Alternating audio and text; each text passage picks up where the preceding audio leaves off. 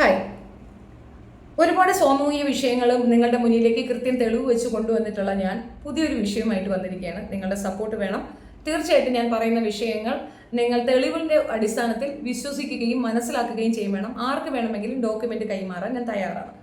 ആദ്യത്തെ കാര്യം, ട്രാൻസ് വിഭാഗത്തിന് ഞാൻ എതിർക്കുന്നതിന് ഒരു കാര്യമുണ്ട്. ബേസിക്കലി എനിക്ക് അവർ അക്സെപ്റ്റൻസ് ഉള്ള ആൾക്കാരാണ് കേട്ടോ. എനിക്ക് അവരെ എതിർപ്പല്ല, വെറുപ്പുമില്ല. പക്ഷേ അവർ പൊതുസമൂഹത്തെ പറ്റിച്ചുകൊണ്ട് അവരുടെ ഐഡന്റിറ്റി റിവീൽ ചെയ്യാതെ നമുക്കിടയിൽ കിടന്ന് ഉരുളുന്നതിനോട് എനിക്ക് വിയോജിപ്പാണ്. അത്തരത്തിൽ ഞാൻ ഒരുപാട് പരാമർശങ്ങൾ നടത്തിയിട്ടുണ്ട്, ഇനിയും ചെയ്യാൻ തയ്യാറും തന്നെയാണ്. അതിൽ വ്യക്തതയോടുകൂടി പറഞ്ഞാൽ ആവശ്യക്കാർക്ക് കിട്ടാത്ത അനുകമ്പയും അക്സെപ്റ്റൻസും ഇത്തരം ഫേക്ക് ആളുകൾക്ക് കിട്ടാറുണ്ട്. ഇന്ന് ഞാൻ നിങ്ങൾക്ക് വേണ്ടി പരിചയപ്പെടുത്തുന്നത് പ്രത്യുക്ഷ എന്ന് പറയുന്ന ഡെർമറ്റോളജിസ്റ്റിനെയാണ്. കോഴിക്കോട് ജില്ലാ ഹോസ്പിറ്റലിൽ വർക്ക് ചെയ്യുന്ന ട്രാൻസ് വുമൺ ആയ പ്രത്യുക്ഷ. ഇത് എത്ര പേർക്ക് ഇവർ ട്രാൻസ് വുമൺ ആണെന്ന് എനിക്കറിയത്തില്ല. ഇവരവിടെയാണ് വർക്ക് ചെയ്യുന്നത്. കോഴിക്കോട് കൊയിലാണ്ടിയിലെ താലൂക്ക് ആശുപത്രിയിലെ ഒരു ഡോക്ടർ ആണ്. ഇന്ന് അവരുടെ സാമ്പത്തിക ക്രയവിക്രയങ്ങൾ, അവർ പൊതുസമൂഹത്തിന് കൊടുക്കുന്ന മെസ്സേജ്, എന്താണ് അവരുടെ ഉദ്ദേശം, എങ്ങനെയാണ് അവർക്ക് ഇത്രയും സാമ്പത്തികം ഉണ്ടായത്, എന്താണ് എനിക്ക് പെട്ടെന്ന് ഇങ്ങനെ ഒരു ഡൗട്ട് ഉണ്ടായത്, അവരുടെ സാമ്പത്തികത്തിനെ പറ്റി ഞാനിപ്പോൾ എന്താ ചിന്തിക്കാൻ. സെഷൻസ് കോടതിയിൽ, കോഴിക്കോട് സെഷൻസ് കോടതിയിൽ ഒരു വിധി വന്നിട്ടുണ്ട്. വിധി മീൻസ് ഒരു ബെയിൽ ആപ്ലിക്കേഷൻ കൊടുക്കുക, ഒരു തർക്കം, അതായത് സാമ്പത്തിക ഇടപാടുള്ള ഒരു തർക്കത്തിനോടനുബന്ധിച്ചിട്ട് വന്ന ഒരു നോട്ട്. അത് എൻ്റെ കയ്യിലേക്ക് വന്നപ്പോഴാണ് എനിക്ക് കൃത്യമായി ഇതിന് ശരിക്കും പറഞ്ഞാൽ ഒരു അഭിപ്രായം ഉണ്ട്. ആ അഭിപ്രായം നിങ്ങളെ അറിയിക്കണം എന്ന് തോന്നിയത്. അപ്പോൾ വിധിയിൽ പറഞ്ഞിരിക്കുന്ന കുറച്ച് കാര്യങ്ങൾ, അതിൽ സ്പെസിഫിക്കലി ആ കോടതിയിലെ ജഡ്ജി മനസ്സിലാക്കിയ ഒരു കാര്യത്തിൽ നിന്ന് എനിക്ക് ഞെട്ടലുളവാക്കിയ ഒരു കാര്യം, ഈ പ്രത്യക്ഷ അറിയപ്പെടുന്ന ഒരു വ്യക്തിത്വമാണ്. ഇൻസ്റ്റാഗ്രാമിൽ 146K സബുള്ള അത്യാവശ്യം ഫെമിലിയറായ ഒരു ഡെർമറ്റോളജിസ്റ്റാണ്. മറ്റുള്ളവരുടെ ശരീരത്തിലെ മുടി, തൊലി, ഇതിനൊക്കെ എങ്ങനെ മാറ്റങ്ങൾ വരുത്തണം, എന്തൊക്കെ ചെയ്യണം, എങ്ങനെ മാറ്റാം എന്നൊക്കെ എല്ലാവർക്കും എഡ്യൂക്കേറ്റ് ചെയ്തു കൊടുക്കുന്ന വനിതാ ഡോക്ടറാണ്. ഈ വനിതാ ഡോക്ടറെയാണ് കയ്യോടെ കോടതി പൊക്കിയിരിക്കുന്നത്. ആക്ച്വലി ഇവർ പെണ്ണിൻ്റെ ശരീരമുള്ള ആണാണ്. ആണിൻ്റെ ശരീരമുള്ള പെണ്ണും പെണ്ണിൻ്റെ ശരീരമുള്ള ആണും പ്രശ്നക്കാരാണ് എന്ന് ഞാൻ പറയുന്നതിൻ്റെ ഒരു പോയിന്റാണ് ഇവിടെ വെക്കുന്നത്.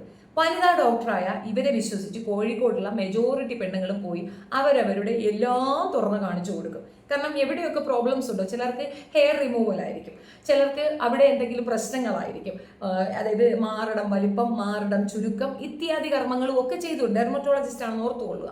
അപ്പോൾ പുള്ളിക്കാരത്തി ഈ ചാനലിൽ കൂടെ പരിചയപ്പെടുത്തുക മാത്രമല്ല, അല്ലാതെ തന്നെ താലൂക്ക് ആശുപത്രിയിലെ ഡോക്ടറും കൂടെയാണ്.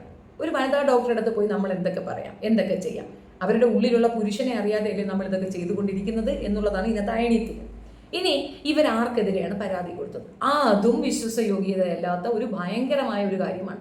ഇവരുടെ ഭാര്യ ആയി ഇരുന്ന, അല്ലെങ്കിൽ ഇവരുടെ ഭാര്യയെ ആയി ജീവിച്ച ഒരു വ്യക്തിക്കെതിരെയാണ് ഇവർ കേസ് കൊടുത്തിരിക്കുന്നത്. ആകെ മൊത്തത്തിൽ കൺഫ്യൂഷൻ ആകുന്ന ഒരു രീതിയാണ്. ആരോഹി എന്ന് പറയുന്ന ഒരു അറിയപ്പെടുന്ന മോഡൽ പുള്ളിക്കാരത്തിക്കെതിരെയാണ് ഇവരുടെ കേസ്. സാമ്പത്തിക ഇടപാടാണ് പ്രശ്നം, ഇവർ തമ്മിലല്ല. അതായത് ഇവരുടെ ലക്ഷക്കണക്കിന് രൂപ അവരടിച്ചു മാറ്റിയെന്നാണ് പറയുന്നത്. താലൂക്ക് ആശുപത്രിയിലെ ഒരു സാധാരണ ഡോക്ടർക്ക് എവിടുന്നാണ് ഇത്രയും ലക്ഷക്കണക്കിന് രൂപ വന്നത്? ആ കൺഫ്യൂഷനാണ് നമ്മളെ കൂടുതൽ ഇതിലേക്ക് അന്വേഷണ വിധേയമായി ഇറക്കിയത്. അപ്പോൾ കോടതി വിധിയുടെ കോടതി പരാമർശത്തിലെ ഒരു ചെറിയ പോർഷൻ ഞാനൊന്ന് വായിക്കാം. അതിനകത്ത് കോടതിയിൽ ആ പോയിന്റ് നമ്പർ 1 പിന്നെ ജഡ്ജി പറഞ്ഞ ഒരു കാര്യം, I find that both parties R transgenders. ഇവർ തമ്മിലാണല്ലോ വഴക്ക്. എനിക്ക് മനസ്സിലായത് ഇവർ രണ്ടുപേരും ട്രാൻസ്ജെൻഡറാണ്. അതായത് ആരോഹി എന്ന് പറയുന്ന അവരും ഇവരും ആണ് പ്രതിയും വാദിയും. ഈ രണ്ടുപേരും ട്രാൻസ്ജെൻഡേഴ്സ് ആണ്. Their marriage was also conducted എന്ന് വെച്ചാൽ ഇവരുടെ മാരേജ് നടന്നിട്ടുണ്ട്. ഇവർ രണ്ടുപേരും കല്യാണം കഴിച്ചിട്ടുണ്ട്. And they were residing together as couples. അവർ താമസിക്കുന്നത് ഒന്നിച്ച് താമസിക്കുന്ന രണ്ടുപേര് തമ്മിൽ പരാതിയുമായിട്ട് കോടതിയിലേക്ക് വന്നിരിക്കുകയാണ് ഫൈറ്റ് ചെയ്യാനായിട്ട്. And while they were so residing together, one sale deed was executed in favor of the petitioner. Petition കൊടുത്ത ആളുടെ ഫേവർ ചെയ്തിട്ടാണ് ഈ കാര്യം. അതായത് ഒരു വസ്തുവിൻ്റെ ക്രയവിക്രയ കാര്യങ്ങൾ പറഞ്ഞു ചൊല്ലിയാണ് ഇവർ അതിനകത്ത് കേസുള്ളത്. കേസ് എന്തിൻ്റെ അടിസ്ഥാനത്തിലായാലും ഇവർ രണ്ടുപേരും തന്നെ ഭാര്യ ഭർത്താവായിട്ട് ജീവിക്കുന്നു, തമ്മിൽ വേറെ പ്രശ്നങ്ങളൊന്നുമില്ല. അങ്ങനെ ഇല്ലാത്ത ഇവർ തമ്മിൽ അങ്ങനെ ഒരു പരാതി ആ പെണ്ണിനെതിരെ കൊണ്ടു കൊടുത്തത് എന്തിനായിരിക്കും? സംശയം അവിടെ തുടങ്ങുന്നില്ലേ? ഞാൻ ഈ ആരോഗ്യയുടെ ടൈം ലൈനിൽ കയറി പരിശോധിച്ചു. ഇതിൻ്റെ ഒരു വിശദ വിവരങ്ങൾ എന്തെങ്കിലും അവർക്ക് നമുക്ക് തരാൻ കഴിയുമോ ഇല്ലയോ എന്നുള്ളതിന് വേണ്ടിയിട്ടൊന്ന് അറിയാൻ വേണ്ടിയിട്ടാണ് പോയി ചോദിച്ചിട്ടുണ്ടായിരുന്നത്.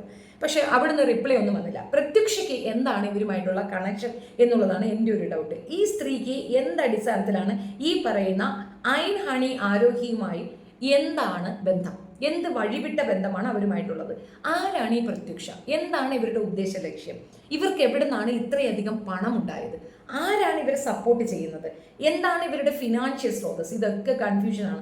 ലക്ഷക്കണക്കിന് രൂപയുടെ കണക്കില്ലാത്ത തുകയാണ്. അത് മാത്രവുമല്ല, ഗവൺമെന്റ് സെക്ടറിൽ വർക്ക് ചെയ്യുന്ന ഒരു ഡോക്ടർ പ്രൈവറ്റ് ആയിട്ട് ഒരു കമ്പനി, പ്രൈവറ്റ് ആയിട്ട് ഒന്നും പാടില്ല എന്ന് സ്ട്രിക്റ്റ് ഓർഡർ ഉണ്ട്. എനിക്കൊന്ന് റീസെന്റ് ഭയങ്കര പ്രശ്നം ഉണ്ടായി. ഒത്തിരി ഡോക്ടേഴ്സിനെ പിരിച്ചുവിട്ടൊരു സംഭവമുണ്ട്. അപ്പോൾ ഗവൺമെന്റ് സെക്ടറിൽ വർക്ക് ചെയ്യുന്ന താലൂക്ക് ആശുപത്രിയിലെ ഡോക്ടറാണ് ഇവര് പോസ്റ്റ്മോർട്ടം കണ്ടക്ട് ചെയ്യുന്ന ആളാണ്.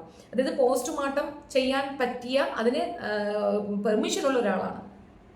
ഈ പോസ്റ്റ്മോർട്ടത്തിന്റെ ചില പിക്ചേഴ്സൊക്കെ ആരോഗ്യക്ക് അയച്ചു കൊടുത്തിട്ടുമുണ്ട്. പ്രത്യക്ഷയ്ക്ക് എന്നെ വെല്ലുവിളിക്കാം കേട്ടോ. പ്രത്യക്ഷയ്ക്ക് വേണമെങ്കിൽ ഇതൊക്കെ തെളിയിക്കൂ എന്ന് വേണമെങ്കിൽ എന്നോട് ചോദിക്കാം. നിങ്ങൾക്കെതിരെ ഞാൻ പറയുന്ന ഈ ഒരു അലിഗേഷൻസ് കൃത്യമായ തെളിവ് വെച്ചാൽ പറഞ്ഞേ. ഇനി വേണമെങ്കിൽ നിങ്ങൾക്ക് ആരോഗ്യക്ക് അയച്ചു കൊടുത്ത അത്തരം ഫോട്ടോസ് ഇല്ല എന്ന് വേണമെങ്കിലും വാദിക്കാം. ഇവർ ചെയ്ത പോസ്റ്റ്മോർട്ടത്തിന്റെ അത്രയും മാറ്റിവെക്കേണ്ട അല്ലെ മറച്ചു വെക്കേണ്ട ആ ഭാഗങ്ങൾ ഇവർ ഫോട്ടോ എടുത്ത് എന്തിന് ആരോഗ്യക്ക് അയച്ചു കൊടുത്തു? എന്താണ് ഇവർ തമ്മിലുള്ള ഇടപാട്? ഇവർ തമ്മിൽ സ്നേഹത്തിലാണെങ്കിൽ ഇവർ തമ്മിൽ എന്തിന് കേസ് കൊടുക്കണം? എന്തിനായിരിക്കും കേസ്? ഡൗട്ട് ഇത്രയേ ഉള്ളൂ. ഈ ഡൗട്ടിൽ എനിക്ക് മനസ്സിലായ ഒരു കാര്യം പറയാം. ആരോഗ്യ എന്ന പെൺകുട്ടി ഇവരുമായി ബന്ധമുണ്ട്. ഇവർ തമ്മിൽ ലിവിങ് ടുഗദർ ആണ്, മാരീഡ് ആണ്. ആണായി ജീവിക്കുന്ന പെൺദേഹമുള്ള വനിതാ ഡോക്ടറായ പ്രത്യക്ഷയും ആരോഹി ഹണി എന്ന് പറയുന്ന ഐൻ ഹണി ആരോഹി എന്ന് പറയുന്ന ഈ പെൺകുട്ടി ആണായി ജനിച്ച് പെണ്ണായി ട്രാൻസ്ഫോം ആയ പെണ്ണാണ്. അപ്പോൾ അവരും തമ്മിൽ ഒന്നിച്ച് ജീവിക്കുകയാണ്. അവരെ സെക്ഷലി യൂസ് ചെയ്യാൻ വേണ്ടിയിട്ടായിരിക്കുമോ ഇത്രയധികം പണം അവർക്ക് കൈമാറിയിട്ടുണ്ടാവുക? അവർക്ക് പണം കൈമാറിയിട്ട് രേഖ കൊണ്ട് കൊടുത്തിട്ടാവല്ലോ കേസ് എടുത്തിട്ടുള്ളത് പോലീസ്. കോടതിയിലേക്ക് കേസ് വന്നിരിക്കുന്നത് അതുകൊണ്ടാവുമല്ലോ. അപ്പോൾ ഇത്രയും പണം എന്തിന് അവർക്ക് കൊടുക്കണം? അതിന് മാത്രം എന്ത് ബന്ധമാണ് ഇവർ തമ്മിലുള്ളത്? വിവാഹം കഴിച്ചു എന്ന് പറയുന്നവർ ഒന്നിച്ച് താമസിച്ചു എന്ന് കോടതി കണ്ടെത്തുകയും ചെയ്തു. കോടതിയെ നിരീക്ഷിക്കുമ്പോൾ വൻ പരാജയമാണ് ഇവര്. ഈ കേസ് കൊടുത്തിരിക്കുന്ന വ്യക്തി ഉൾപ്പെടെ അറസ്റ്റ് ചെയ്യപ്പെടുകയും ശിക്ഷാ നടപടികൾ ഏൽക്കപ്പെടുകയും ചെയ്യും. കാരണം കോടതിയാണ് തെറ്റിദ്ധരിപ്പിച്ചിരിക്കുന്നത്. കോടതി ഇത് കണ്ടെത്തിയിരിക്കുകയാണ്. നിങ്ങൾ ഭാര്യ ഭർത്താവ് ഒന്നിച്ച് താമസിക്കാൻ നിങ്ങൾ പരസ്പരം കേസ് കൊടുത്ത് കോടതിയുടെ സമയം വേസ്റ്റ് ചെയ്യുന്നു എന്ന് പറഞ്ഞു കഴിഞ്ഞാൽ അതൊരു ക്രൈമാണ്. അതെന്തിനു ചെയ്തു? എന്തിനാണ് ആരോഹിക്കെതിരെ അവർ കേസ് കൊടുത്തത്? കേസ് കൊടുത്താൽ മാത്രമേ ആരോഹി ഇവർ പറയുന്നത് അനുസരിച്ച് ഇവരുടെ ചെൽപ്പടിക്ക് നിൽക്കൂ എന്നല്ലേ അതിൻ്റെ അർത്ഥം? പോസ്റ്റ്മോർട്ടം നടത്തുന്ന ഒരു ഡോക്ടർ അത്യാവശ്യം സേവ് ചെയ്ത് വെക്കേണ്ട അല്ലെ മറച്ചു വെക്കേണ്ട സാധനങ്ങൾ എന്തിനെടുത്ത് അയക്കുന്നു? അല്ല അവയവ മാഫിയ അങ്ങനെ എന്തെങ്കിലും? വരും ദിവസങ്ങളിൽ നമുക്ക് അതിനെപ്പറ്റിയൊക്കെ ഡീറ്റെയിൽഡ് വേർഷനായിട്ട് ഡിസ്കസ് ചെയ്യാം. ഇതൊരു സാമ്പിൾ ആണെന്നേ ഉള്ളൂ. ഞാനൊരു സാമ്പിൾ അങ്ങോട്ട് ഇട്ടെന്നേ ഉള്ളൂ. ഈ പറയുന്ന താലൂക്ക് ആശുപത്രിയിൽ ജോലി ചെയ്യുന്ന വനിതാ ഡോക്ടറായ പ്രത്യക്ഷയ്ക്ക് എൻ്റെ ഈ ചലഞ്ച് ഏറ്റെടുക്കാൻ ധൈര്യമുണ്ടോ? നിങ്ങൾക്ക് ധൈര്യമുണ്ടോ നിങ്ങൾ ഇങ്ങനെ ഒരു കാര്യം ചെയ്തിട്ടില്ല എന്ന്? നിങ്ങൾ ആ ആരോഹിയെ ബ്ലാക്ക് മെയിൽ ചെയ്താണ് നിങ്ങൾക്കൊപ്പം നിർത്തുന്നത് എന്ന് ഞാൻ പറഞ്ഞാൽ നിങ്ങൾക്കത് നിഷേധിക്കാൻ സാധിക്കുമോ? സത്യം പറയണം. നിങ്ങൾ അവരെ ബ്ലാക്ക് മെയിൽ ചെയ്ത് കൂടെ നിർത്തിയിരിക്കില്ലേ? നിങ്ങളുടെ എന്തോ ക്രയവിക്രയം ആ സ്ത്രീക്ക് അറിയാം. അത് പുറത്തേക്ക് പറയാതിരിക്കാനല്ലേ നിങ്ങൾ അങ്ങനെ ഒരു ഐഡിയ അവിടെ ഇട്ടിരിക്കുന്നത്? മാത്രവുമല്ല, നിങ്ങൾ പൊതുസമൂഹത്തെ തെറ്റിദ്ധരിപ്പിക്കില്ലേ? നിങ്ങളൊരു വനിതാ ഡോക്ടറാണോ? നിങ്ങളൊരു ട്രാൻസ് അല്ലേ? എങ്ങനെയാണ് നിങ്ങൾ സ്ത്രീകളെ പരിശോധിക്കുന്നത്? അപ്പോൾ വരുന്ന പെൺകുട്ടികൾക്ക് നിങ്ങൾ പുരുഷ മനസ്സുള്ള ഒരു സ്ത്രീയാണ് എന്ന് പറഞ്ഞിട്ട് തന്നെയാണോ നിങ്ങൾ ഈ പരിശോധനയ്ക്ക് അവരെ വിധേയരാക്കുന്നത്? പരിശോധന എന്നെ മീൻസ് ചിലപ്പോൾ നമ്മൾ പറയാമല്ലോ, നമ്മൾ അപ്പത്തിലെ രോമം കളയാൻ, മൊത്തത്തിൽ കളയാൻ, പെർമനൻ്റ് കളയാനായിട്ട് ഇവരുടെ അടുത്ത് കൊണ്ടുവച്ച് തുറന്നു വെച്ച് കാണിച്ചു കൊടുത്തുകൊണ്ടിരിക്കും. അങ്ങനെ ഒരു സിറ്റുവേഷൻ ഒന്ന് ആലോചിച്ച് നോക്കൂ. നമ്മൾ വിചാരിക്കുന്നത് ഒരു വനിതാ ഡോക്ടർ എന്നാണ്. പക്ഷെ അവിടെ ഇവരെന്താണ്? ഇവരുടെ ഉള്ളിൽ എന്താണ്? ഇവരൊരു ആൺ മനസ്സുള്ള പെണ്ണിൻ്റെ ശരീരമുള്ള സ്ത്രീയാണ്. മീൻസ് ട്രാൻസ് ആണ്. It's very complicated. എനിവേ, അങ്ങനെയുള്ള അവരെ എങ്ങനെ വിശ്വസിക്കും? താലൂക്ക് ആശുപത്രി ഗവൺമെന്റ് ജോലി ചെയ്യുന്ന ഒരു സ്ത്രീക്കുള്ള ശമ്പളം എത്രയാണ്, അല്ലെങ്കിൽ ഒരു വ്യക്തിക്കുള്ള ശമ്പളം എത്രയാണ് നമുക്കൊക്കെ അറിയാം. ആ എമൗണ്ട് വെച്ചിട്ട് ഇത്രയധികം ലക്ഷക്കണക്കിന് രൂപ ആരോഗ്യക്ക് കൊടുക്കാൻ ഇവർക്ക് എങ്ങനെ സാധിക്കുന്നു? ബാങ്ക് ത്രൂ ആണ് കൊടുത്തിരിക്കുന്നത്. ഇവരുടെ ഫിനാൻഷ്യൽ സോഴ്സ് എന്താണ്? ഗവൺമെന്റ് ജോലിയുള്ള ഒരു വ്യക്തി സ്വന്തമായിട്ട് പ്രാക്ടീസ് ചെയ്യാൻ പാടില്ലെന്ന നിയമം നിലനിൽക്കെ ഇവരെങ്ങനെയാണ് മറ്റൊരു കോസ്മെറ്റിക് റിലേറ്റഡ് ആയിട്ടുള്ള ഒരു സ്ഥാപനം നടത്തുക? അത് ഇവരാണ് അതിൻ്റെ ഓണർ. അപ്പോൾ അതെങ്ങനെ നടത്തുന്നു?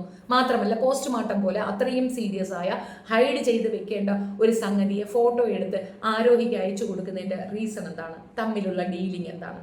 ആരോഹി വായ തുറക്കാതിരിക്കാൻ വേണ്ടിയിട്ടല്ലേ നിങ്ങൾ ആരോഹിക്കെതിരെ കേസ് കൊടുത്തത്? ഇതൊക്കെ എൻ്റെ സംശയങ്ങളാണ്. നിങ്ങൾക്ക് സൗകര്യമുണ്ടെങ്കിൽ മറുപടി തന്നാൽ മതി. അവരുടെ നിശബ്ദതയല്ലേ നിങ്ങൾ ആഗ്രഹിക്കുന്നത്? അപ്പോൾ ഡോക്ടർ പ്രത്യക്ഷ നടത്തിയ പോസ്റ്റ്മോർട്ടത്തിൻ്റെ വിവിധ ദൃശ്യങ്ങൾ, അത് ഡോക്ടറിൻ്റെ ഭാര്യയായിട്ടോ കാമുകിയായിട്ടോ അങ്ങനെ എന്ത് വേണോ പരിഗണിക്കപ്പെടുന്ന ഐൻ ഹണിക്ക് എന്തിനാണ് നിങ്ങൾ അതൊക്കെ അയച്ചു കൊടുത്തത്? ഇനി ഡോക്ടർ പ്രത്യക്ഷ വിചാരിക്കുന്നത് കണക്ക് ഈ സാധനം കൂടെ തല്ലി പൊട്ടിച്ചു കഴിഞ്ഞാൽ ഓക്കെ, ഇനി ഇവർ ചോദിക്കുന്ന ചോദ്യത്തിന് ഉത്തരം പറയണ്ട, അല്ലെങ്കിൽ പൊതുസമൂഹം ഇത് ഏറ്റെടുക്കത്തില്ല, ഇത് തല്ലി പൊട്ടിച്ചു കഴിഞ്ഞാൽ ഞാൻ സേഫായി എന്ന് തെറ്റിദ്ധരിക്കുന്നുണ്ടെങ്കിൽ നിങ്ങൾക്കറിയാമല്ലോ ഇന്ന് ടെക്നോളജി ഭയങ്കര ഡെവലപ്ഡാ. നിങ്ങൾ പൊട്ടിക്കളഞ്ഞ ആ മൊബൈലിൽ നിന്ന് ആ സാധന സൂത്രണം ഞങ്ങളെ കൊണ്ട് പൊട്ടിക്കാൻ പറ്റും. കാരണം ഇറ്റ്സ് എ വാട്സപ്പ് ഡീറ്റെയിൽ. നിങ്ങൾ വാട്സപ്പ് ത്രൂ അല്ലെങ്കിൽ ഏത് ഇതിൽ കൂടെ നിങ്ങളത് അയച്ചിട്ടുണ്ടെങ്കിലും ഇപ്പോൾ അത് തിരിച്ചെടുക്കാൻ പറ്റും എന്നുള്ളത് വ്യക്തമായ ഒരു കാര്യമാണ്. അപ്പം അത്തരം പേടിപ്പിക്കലും അത്ര ധൈര്യമൊന്നും വേണ്ട കേട്ടാ മോളെ. അത് കളിക്കുന്ന ആളെയും കൂടെ ഓർത്തുകൊണ്ട് കളിക്കുക എന്നുള്ളതാണ്. എന്തായാലും ഇത് പരസ്യമായിട്ട് നിങ്ങൾ വന്ന് നിഷേധിക്കണം. ഷെഫീന ബീബി എന്ന് പറയുന്ന യൂട്യൂബർ ഇങ്ങനെ ഒരു സാധനം പറഞ്ഞിട്ടുണ്ട്, ഇതിനകത്ത് യാതൊരു സത്യവുമില്ല, വാസ്തവവിരുദ്ധമായ ഒരു കാര്യമാണ് ഇവർ പ്രചരിപ്പിക്കുന്നതെന്ന് പറയാനുള്ള ധൈര്യം ആരോഗ്യം നിങ്ങൾക്കുണ്ടോ ഒന്ന് വന്ന് പറയണമെന്നുള്ളതാണ് എൻ്റെ ഒരു റിക്വസ്റ്റ്. സെക്കൻഡ് തിങ്, ഈ ഒരു വിഷയത്തിൽ കൂടുതൽ തെളിവുകളുമായി ഞാൻ വീണ്ടും വീഡിയോ ചെയ്യുന്നതായിരിക്കും. ഇത് എപ്പിസോഡ് 1 മാത്രമാണ്, ഒരു സാമ്പിളാണ്. മനസ്സിലാകാത്തവർക്ക് വേണ്ടി ഒന്നും കൂടെ ഒരു എക്സ്പ്ലനേഷൻ തരാം. ട്രാൻസ് എന്ന രീതിയിൽ നമുക്കിടയിൽ ജീവിക്കുന്ന മനുഷ്യരെ നമ്മൾ മനസ്സിലാക്കണം. അത് മനസ്സിലാക്കിയില്ലെങ്കിൽ നമുക്ക് തന്നെ ബുദ്ധിമുട്ടുണ്ടാക്കും. വനിതാ ഡോക്ടർ എന്നറിയപ്പെടുന്ന ഈ സ്ത്രീ താലൂക്ക് ആശുപത്രിയിലിരിക്കുന്ന ഗവൺമെന്റ് സെക്രട്ടറിയിലിരിക്കുന്ന ഒരു സ്ത്രീയാണ്. സാധാരണക്കാരായ വനിതകൾ അവിടെ പോകും. പ്രത്യേകിച്ച് ഇസ്ലാം കമ്മ്യൂണിറ്റിയിലെ പെണ്ണുങ്ങൾ തീർച്ചയായിട്ടും പോകും. എന്തെങ്കിലും ഒരു പ്രോബ്ലം ഉണ്ടെങ്കിൽ അത് കാണിക്കാനായിട്ട് പോകും. വരാൻ പറ്റില്ല, ഒരു വട്ടച്ചൊറി വന്നാലും അവരെ കൊണ്ടുപോയി കാണിക്കേണ്ട ഒരു അവസ്ഥ വരും. അപ്പോൾ ആൺ മനസ്സുള്ള അവരെ ഏത് രീതിയിലാണ് ഹാൻഡിൽ ചെയ്യണമെന്ന് ആലോചിക്കുക. സേഫ് അല്ല എന്നാണ് ആദ്യത്തെ എൻ്റെ ഇത്. സെക്കൻഡ് തിങ്, ആരോഗ്യമായിട്ടുള്ള പ്രണയം, വിവാഹം, ഒന്നിച്ച് താമസിക്കൽ ഒക്കെ നിലനിൽക്കുമ്പോൾ ആരോഗ്യക്കെതിരെ ലക്ഷക്കണക്കിന് രൂപയുടെ തട്ടിപ്പ് നടത്തിയതിൻ്റെ പേരിൽ ഒരു കേസ് കൊടുക്കുന്നു. എന്തിന്? നിങ്ങൾ ഇത്രയും സ്നേഹത്തോടു കൂടി ഇരിക്കുകയാണെന്നുണ്ടെങ്കിൽ നിങ്ങൾ എന്തടിസ്ഥാനത്തിൽ ആ സ്ത്രീക്കെതിരെ കേസ് കൊടുക്കും? അപ്പോൾ നിങ്ങൾ കോടതിയെ ചതിക്കുകയല്ലേ ചെയ്തിട്ടുള്ളത്? നിങ്ങൾ തമ്മിൽ ഒരു പണമിടപാടുണ്ടെങ്കിൽ അത് ഭാര്യയും ഭർത്താവുമായി ജീവിക്കുന്ന, സ്നേഹിതയായി ജീവിക്കുന്ന, കാമുകിയായി ജീവിക്കുന്നവർ തമ്മിലുള്ളതല്ലേ? അതിനെതിരാണ് പരാതി കൊടുത്തത്. കാരണം നിങ്ങൾക്ക് ആരോഗ്യയുടെ വായടപ്പിക്കണം. ബിക്കോസ് ആ പെണ്ണ് വായ തുറന്നാൽ നിങ്ങൾ പ്രശ്നത്തിലാകും. അതുകൊണ്ട് പേടിപ്പിച്ച് കേസൊക്കെ കൊടുത്ത് ഭയപ്പെടുത്തി നിങ്ങളുടെ കൂടെ നിർത്തിയിരിക്കുന്നു.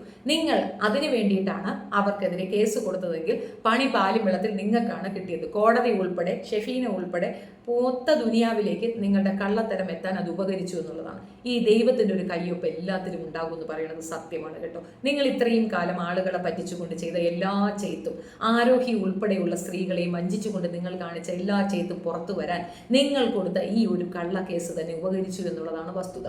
ഇവർ കൊടുത്തത് പൂർണ്ണമായും കള്ളക്കേസാണ്. എന്താണ് പ്രത്യക്ഷയുടെ ക്രെഡിബിലിറ്റി? എവിടുന്നാണ് ഈ പണം? ഇതൊക്കെ ചർച്ചയ്ക്ക് വെക്കേണ്ട വിഷയം തന്നെയാണ്. ഗവൺമെന്റ് ഉദ്യോഗസ്ഥർ കാണിക്കുന്ന കെടുകാര്യസ്ഥതകൾ പൊതുസമൂഹത്തിലെ സാധാരണ ജനങ്ങൾക്കാണ് ഏറ്റവും കൂടുതൽ ബാധിക്കുക. കാരണം സാധാരണ ജനങ്ങളാണല്ലോ ഈ പറയുന്ന സ്ഥലത്തേക്കൊക്കെ പോകുന്നത്.